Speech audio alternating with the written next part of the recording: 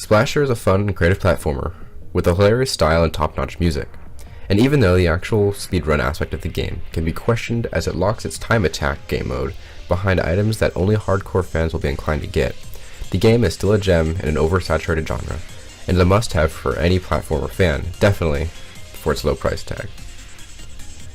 You play as a Splasher, a character that can do what any other character in a platformer does, run and jump. But this character has something a little different.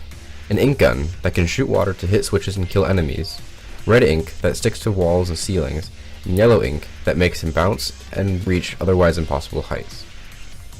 The core gameplay of Splasher has you traversing through the 22 levels of getting through dangerous environments, saving the innocent co-workers of Inkwarp, and destroying robotic enemies. Through these levels, you'll come across creative ways that the game spices up usual platforming, such as lasers that kill you, rotating death traps, being chased by an acid, and a handful of well-designed robots that will try and kill you in stylish ways. All these tropes never feel overused, so that nothing ever feels repetitive, and you only feel that you've really done and seen everything at the end of the game when all the different level designs come together in one amazing final level. Other things that change up the platforming is the light on your feet puzzles to save the Inkwarp workers, portals that send you to an arena and fighting robots, and the time attack game mode that gets you to reach the end of the level the fastest time. But to get to the time attack game mode, you have to rescue all the workers and get all the special golden ink that you can extract from the walls and ceiling with your water gun for each level respectively. But I feel like it's unnecessarily locked behind these collectibles, just to increase the lifespan of the game, as any hardcore platformer player could get through these levels easy, and having to get these workers and golden ink just feels more tedious than actually difficult. But the gameplay is still really enjoyable and fun, and when you do hit all the right buttons and fly through the level, it feels more fluid and amazing than any other platformer I've played in the recent years. This is mainly because of the always tight controls and solid level design. The art style of Splasher is a hit and miss at times. Sure, it's a colorful game and it suits well to the tight on the edge of your seat platforming, but when you stop to look, you'll realize that there is barely any detail and it feels overly minimalistic.